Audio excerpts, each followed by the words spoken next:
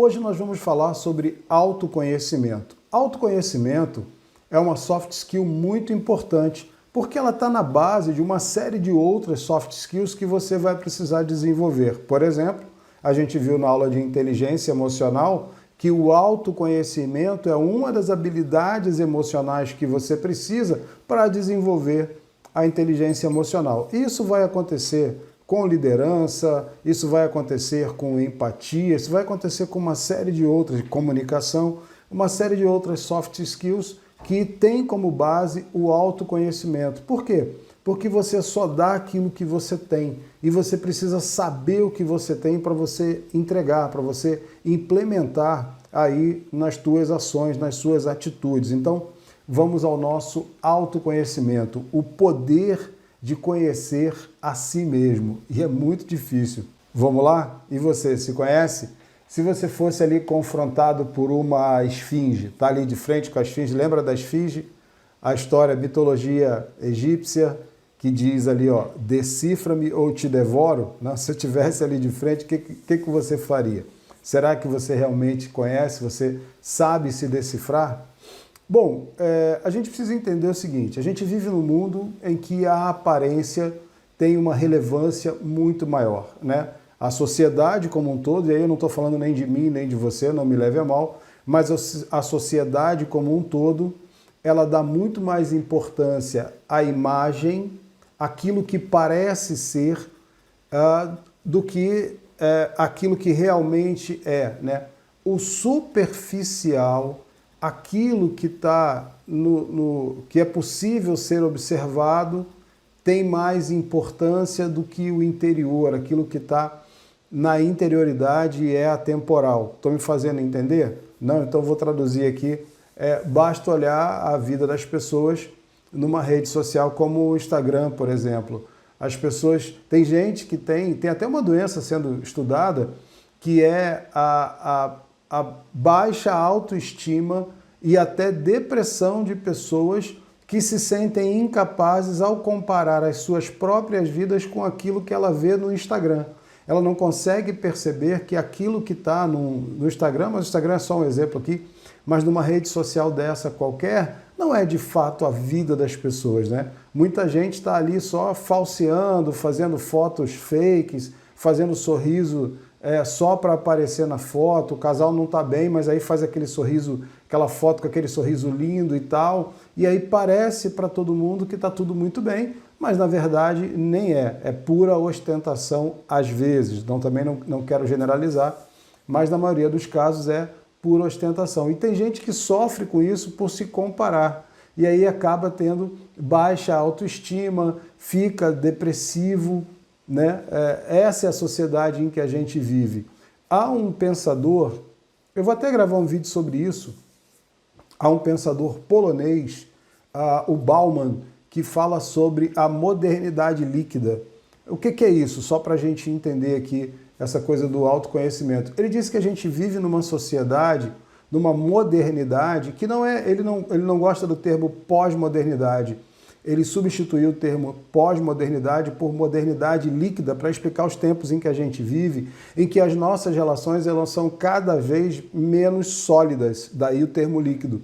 Elas são cada vez menos sólidas. Os nossos relacionamentos são menos sólidos, a nossa relação com o nosso emprego é menos sólida, a nossa relação com a nossa inteligência, com o nosso desenvolvimento é menos sólido, a gente fica sempre no tá bom, nas coisas mais rápidas, nas coisas mais fúteis, nas coisas mais efêmeras.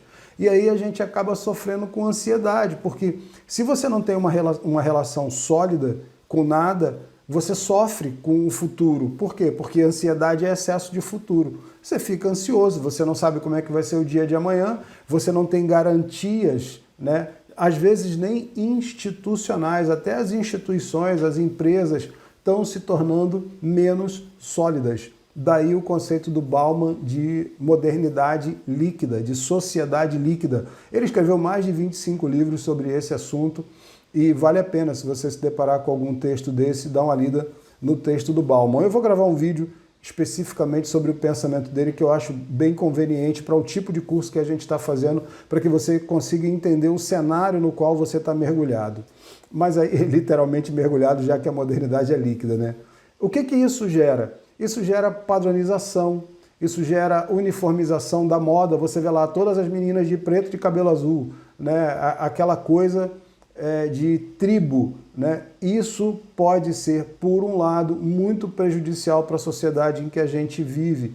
E isso evita que a gente se conheça, porque você segue a moda, você segue aquilo que a sociedade estabelece como padrão e você corre de fazer um autoexame, de fazer uma autoanálise, de buscar o autoconhecimento. Por quê? Porque você vai se ver diferente daquele padrão social e isso pode doer em você, e aí você não busca esse autoconhecimento. Então, o autoconhecimento é importante nesse sentido, porque quanto mais você sabe sobre si, menos afeto você está a essa tendência de Maria vai com as outras, né? Essa tendência do modismo, e você pode entender melhor as suas próprias emoções, as suas próprias crenças, e isso vai desembocar em comportamentos que você vai ter de valor, atitudes de valor. Agora, Braga, isso acontece de uma hora para outra? Eu vou parar aqui agora, vou mentalizar? Claro que não, isso é um processo contínuo, né? Eu vou dizer uma coisa para vocês aqui. Tudo isso que eu trago para o nosso curso é muito simples. Qualquer uma dessas ações de desenvolvimento de soft skill, elas são simples, mas elas são difíceis de serem implementadas. Percebe aí a diferença? Ser simples é porque você entende logo o que você tem que fazer. Eu estou dizendo aqui, você precisa buscar o autoconhecimento. Buscar o autoconhecimento é refletir sobre você mesmo, sobre as suas emoções. Isso é simples. Agora, isso é difícil de fazer. Por quê? Porque tem camadas e camadas aí em que você está se escondendo.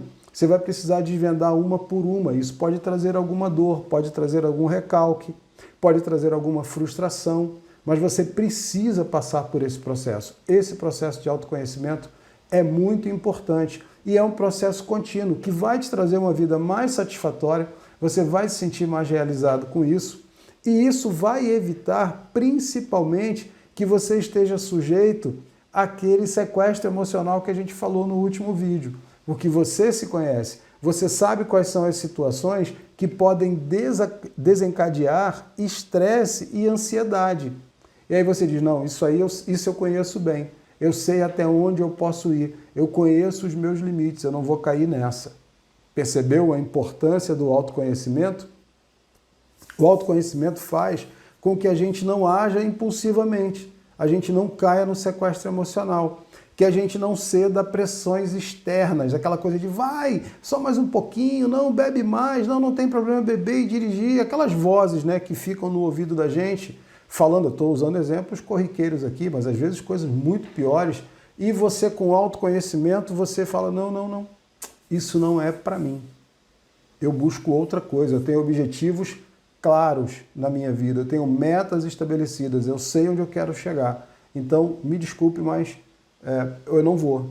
Né? Você se conhece, você sabe estabelecer o seu espaço. Não é todo mundo que consegue fazer isso. Por isso que eu digo, é simples, você entendeu o que é para ser feito, mas faz, na hora de fazer você percebe que não é tão simples assim, não é tão fácil assim, é mais difícil, mas é claro que a gente consegue. E eu vou deixar para você no PDF da aula exercícios de autoconhecimento, para que você consiga estabelecer esses seus limites aí. Aliás, nós vamos fazer um aqui na própria aula. Então, o autoconhecimento vai te levar a uma vida de autocuidado e de autogestão, porque você se conhece, você se protege, autocuidado, e autogestão você se organiza. A gente vai falar no próximo vídeo sobre autogestão.